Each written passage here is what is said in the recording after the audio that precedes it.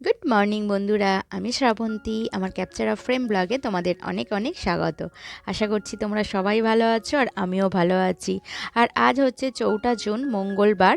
আর এখন ঘড়িতে বাজে 6টার মতো। আর এখন থেকে তোমাদের সাথে নিয়ে আমার ব্লগটা স্টার্ট করছি। আশা করছি তোমাদের ভালো লাগবে। সঙ্গে শেয়ার করব সকালবেলা উঠে আমি যেভাবে 10 থেকে 15 মিনিটের মধ্যে কিচেনটাকে ক্লিন করে থাকি।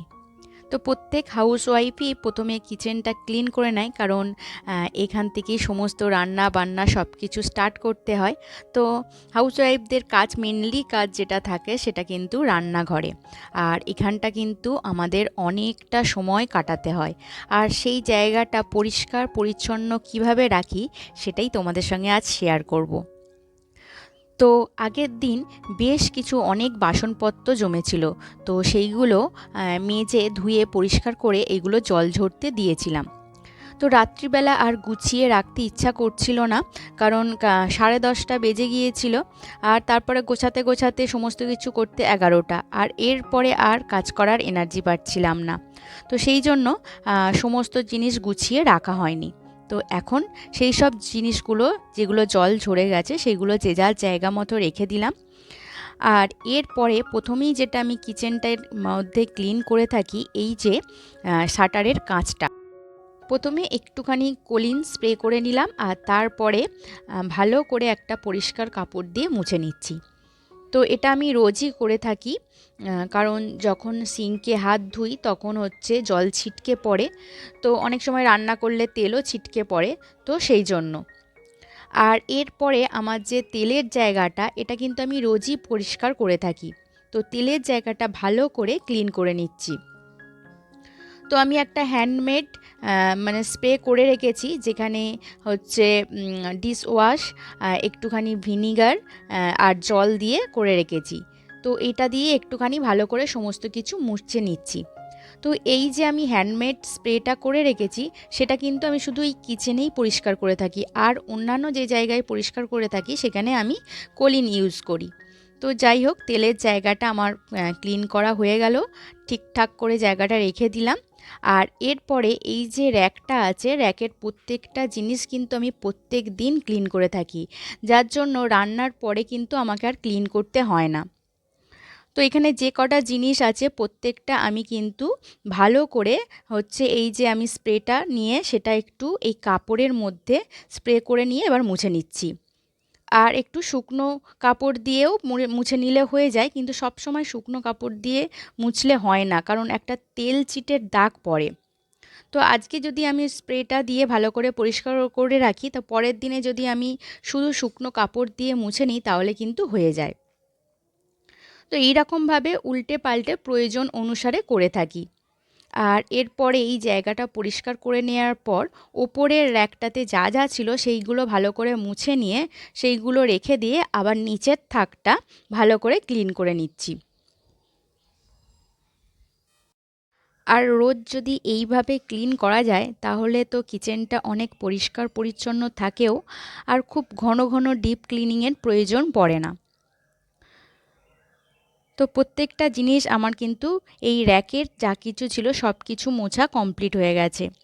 এবার র্যাকটা যে জায়গায় ছিল সেই জায়গাটাকেও আমি ভালো করে ক্লিন করে নেব, এবং তার আশেপাশের জায়গাগুলোকেও ভালো করে ক্লিন করে নিলাম।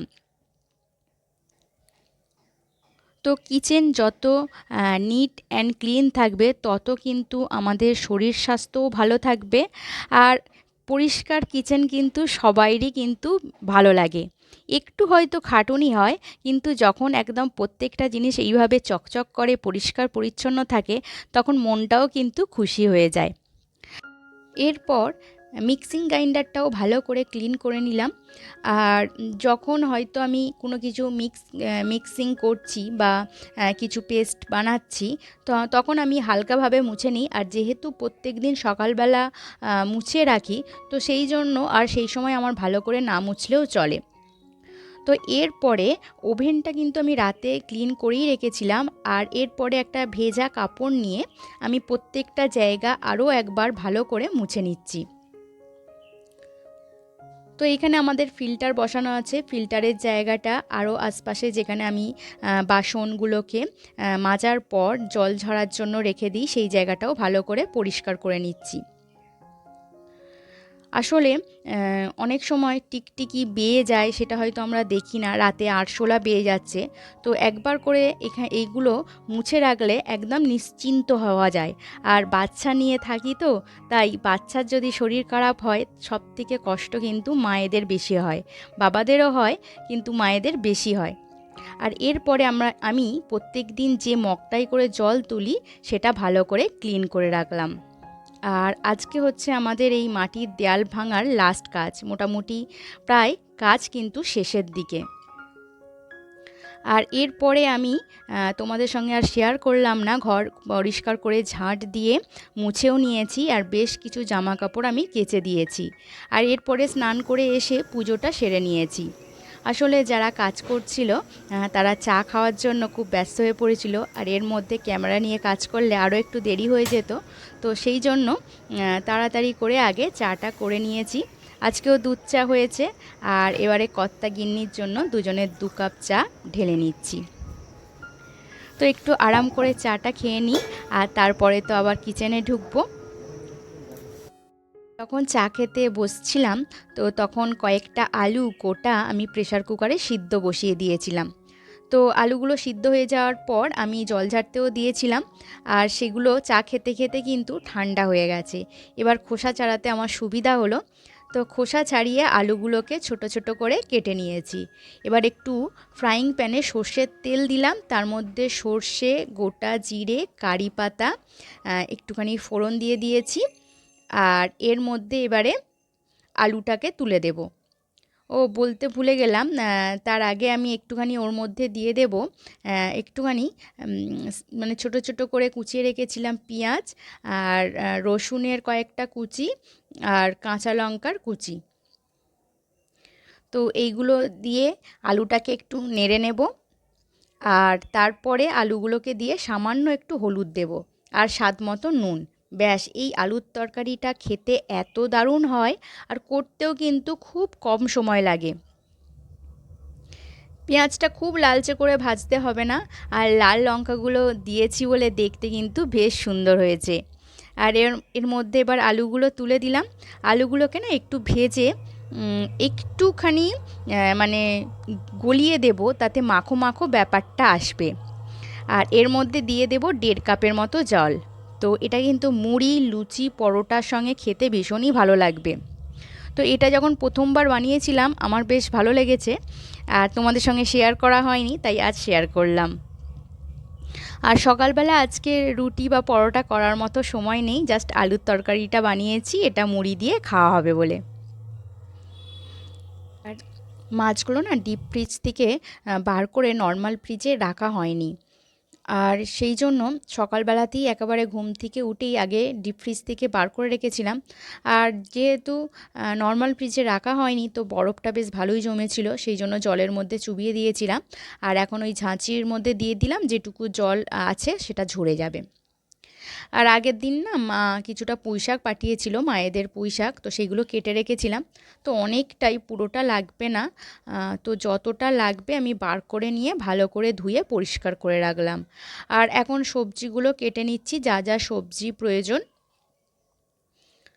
তো মাছ তো আনাই আছে, ওই মাছ, আর মেয়ের জন্য চিংড়ি মাছ, বা যেহেতু পুঁইশাকে দেয়া হবে ওর মধ্যে দিয়ে, পুঁইশাকের মধ্যে যেহেতু চিংড়ি মাছ পড়ছে, তো ওই তরকারিটা ও খাবে। তো আজকে হচ্ছে পুঁইশাকের তরকারি করব, আর মাছের ঝাল করব, আর কিছু করব না। আর মেয়ে ঘুম থেকে উঠে পড়েছে, তো ও অনেকক্ষণই উঠেছে, ওকে পড়তে বসিয়ে দিয়েছিলাম। এখন ওর টিফিনটা বানিয়ে নিয়েছি। তো ও ম্যাগি অমলেট খাবে বলল। তো এর মধ্যে একটুখানি পেঁয়াজ কুচি, ম্যাগিটাকে সিদ্ধ করে নিয়েছি, একটু ডিম দিয়ে দিলাম, আর ম্যাগি মশলা। তো এর মধ্যে চিজও দেওয়া যায়, তো চিজটা দিতে বলেনি বলে আর দিলাম না, যখন ও বলে তখন দিই।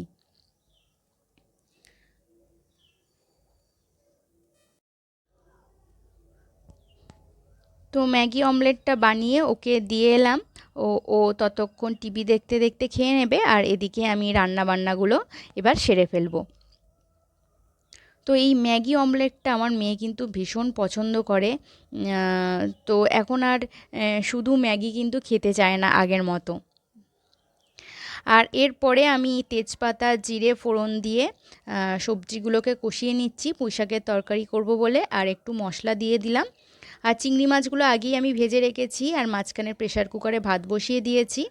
আর অপোজিট ওভেনে আমি মাছের ঝাল করব। তো নর্মাল রান্না, তো সেইগুলো আর বিশেষ কিছু দেখাবার নেই। তো সেই জন্য আর তোমাদের সঙ্গে খুব একটা শেয়ার করলাম না, জাস্ট করেছি সেটাই দেখালাম।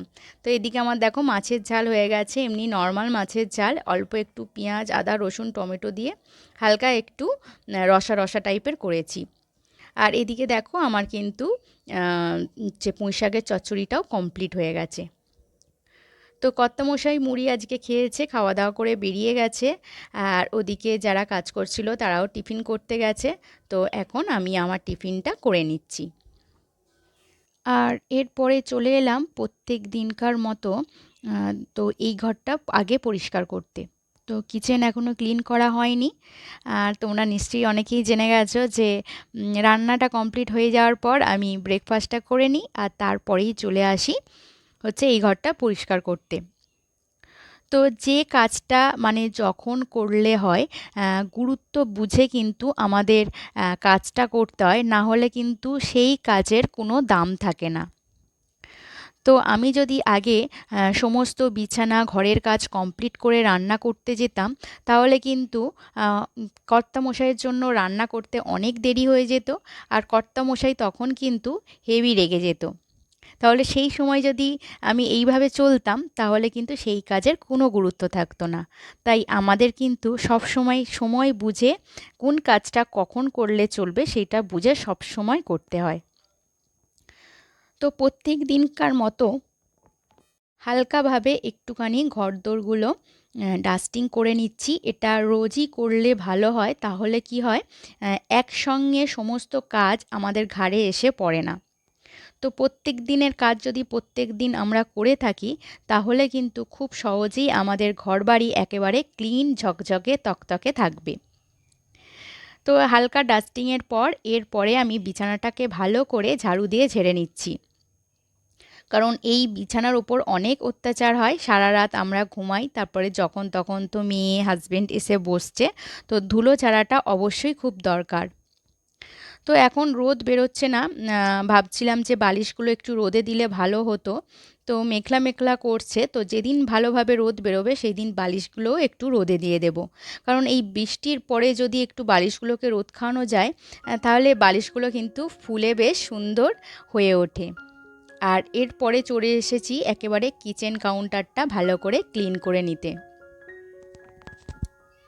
ক্লিন করার পর আরও যেসব কাজকর্ম থাকে, আরও একবার করে ঘর বাড়িগুলো ঝাঁট দেওয়া, সেইগুলো তোমাদের সঙ্গে আর শেয়ার করিনি। এরপরে মেয়েকে স্নান করিয়ে দিলাম। এখন মেয়ের অনেক কাজ মেয়ে নিজেই করে, যেমন এখন ও নিজে নিজে চুল আঁচড়াচ্ছে, নিজে নিজে তো খাই, এরকম টুকটাক অনেক কাজ ও নিজে নিজে করে।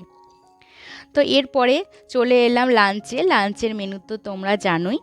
তো বন্ধুরা, তোমাদের বলে রাখি, আমার ভিডিও যদি তোমাদের ভালো লেগে থাকে তাহলে অবশ্যই একটু লাইক কমেন্ট করে দিও। আর আমার চ্যানেলে যদি নতুন বন্ধু হয়ে থাকো তাহলে অবশ্যই একটা সাবস্ক্রাইব করে দিও। আর যেসব বন্ধুরা সাবস্ক্রাইব করে আমার পাশে আছো তাদেরকে জানাই অসংখ্য অসংখ্য ধন্যবাদ। তোমাদের সঙ্গে আবারও দেখা হচ্ছে নেক্সট কোনো ভিডিওতে, নেক্সট ব্লগে। আজকের মতো টাটা।